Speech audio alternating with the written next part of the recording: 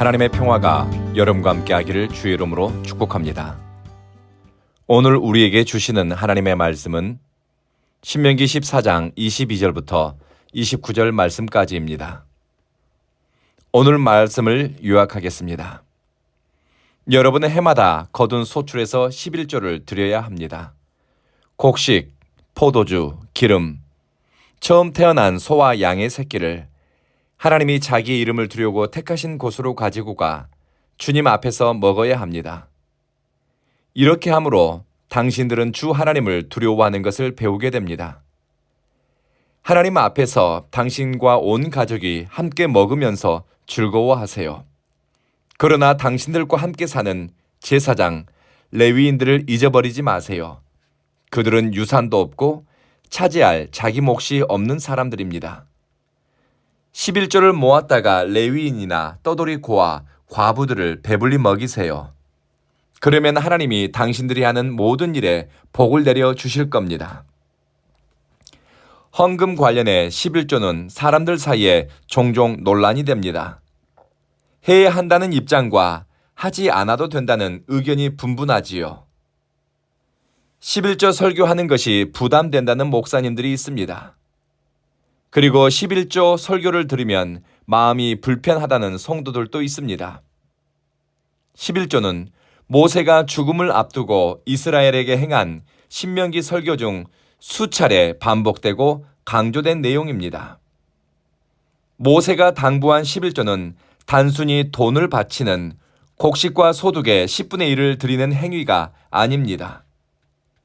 모세는 신명기 14장 1절에서 11조에 대해 말하기 전 여러분의 이름은 하나님의 거룩한 백성입니다 라고 소개했습니다.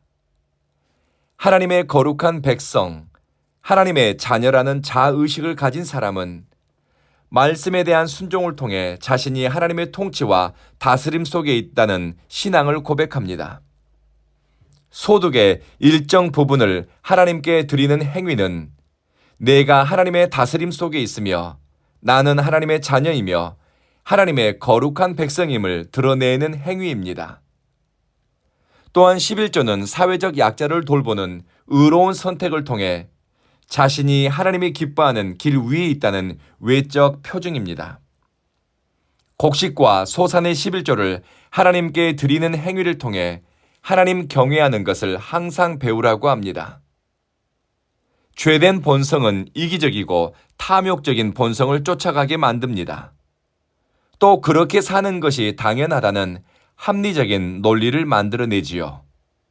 그러나 11조를 드리는 행위는 하나님의 말씀에 대한 순종의 표현이고 삶의 중심과 선택의 원리, 행동이 하나님의 말씀을 쫓아가고 있다는 고백적 행위입니다. 하나님을 경외하는 것은 반복적인 연습을 통해서 몸으로, 생각으로 배우게 됩니다. 한 번, 두 번, 1년, 2년 해서 되는 것이 아닙니다. 매해 수확의 시기가 되면 하나님께 드릴 것을 구별함으로 하나님을 의식하고 또 드리기 위해 하나님의 영광이 머무는 성소를 찾아가고 드림을 통해 하나님과 내 삶이 연결된 것을 배워가게 됩니다. 그리고 풍성한 결실의 때, 기쁨의 시간에 하나님을 위해 풀타임으로 헌신하는 레위인을 기억하라고 합니다. 그들은 하나님을 섬기는 일과 예배를 인도하는 사역을 위해 세움받은 사람들입니다.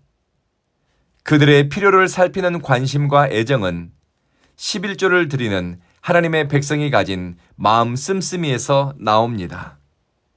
그런데 잊지 말아야 할 것은 떠돌이 고아와 나그네, 지역에 있는 과부들을 살피는 일입니다.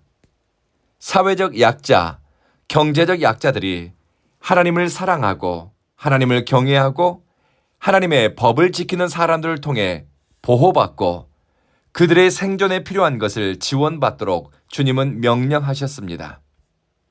29절, 나그네와 고아와 과부들이 와서 먹고 배부르도록 해라. 사회적 안전장치가 없던 시대에 11조는 자신을 돌볼 수 없는 약자들의 생존을 위해 중요한 수단이 되었습니다. 신앙생활은 내 영혼만 살피는 개인적인 영역을 벗어나 이웃의 배고픔과 필요를 살피는 공적인 영역까지 포함되었습니다. 이것이 성경이 말하는 의로움의 깊이와 넓이입니다. 11조는 단순히 교회에 재원을 마련하기 위해 요구되는 물질이나 기부금이 아닙니다. 더 갖고 싶은 탐심을 죽이고 하나님께 소득을 떼어 드림으로 내가 하나님을 경외하고 있음을 드러내는 신앙 고백적 행위입니다.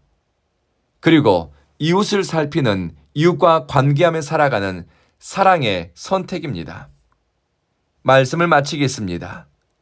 11조를 해야 하느냐 말아야 하느냐 굳이 논쟁할 필요가 없습니다. 과거로부터 하나님을 사랑하는 경건한 신앙인들은 드림을 통해 기쁨을 누리고 순종을 통해 하나님 경외하는 법을 배웠습니다. 하나님이 말씀하셨습니다. 여호와께서 네 손으로 하는 범사에 복을 주시리라. 이 말씀을 믿음으로 따라가는 사람은 인색함과 탐욕에 사로잡히는 것을 경계합니다. 그리고 지금도 공동체의 유익을 구하고 하나님을 경외하는 마음으로 물질을 드리는 사람들 가운데 모든 일에 범사의 복을 받아 누리는 사람들이 우리 곁에 있습니다. 하나님은 모세의 시대나 오늘이나 동일하신 분입니다. 기도하겠습니다. 자비하신 주님, 우리에게 하나님 경외하는 마음 주시니 감사합니다.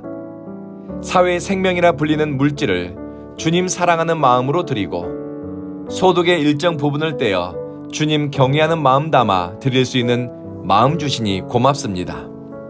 우리가 소중하게 여기는 물질의 일부를 떼어 드리고 소득의 일부를 구별하여 하나님께 드리는 행위가 하나님을 사랑하고 순종하는 우리 예배가 되게 하시니 감사합니다. 사랑하는 주님, 우리 온 교회를 지난 한 해 뿌리 내리고 위로 가지 올리게 하시니 감사합니다. 하나님의 성령이 매 예배 시간마다 우리 회중 가운데 임재하셨고 우리 가운데 위로의 마음 주시고 죄를 아파하는 마음도 주시고 사랑하고 싶은 마음도 주셨습니다. 그리고 이곳 온 교회가 세상을 닮은 교회가 아니라 주님이 찾으시고 보고 싶어하는 교회로 성장하기를 고대하고 기대하는 마음도 우리에게 주셨습니다.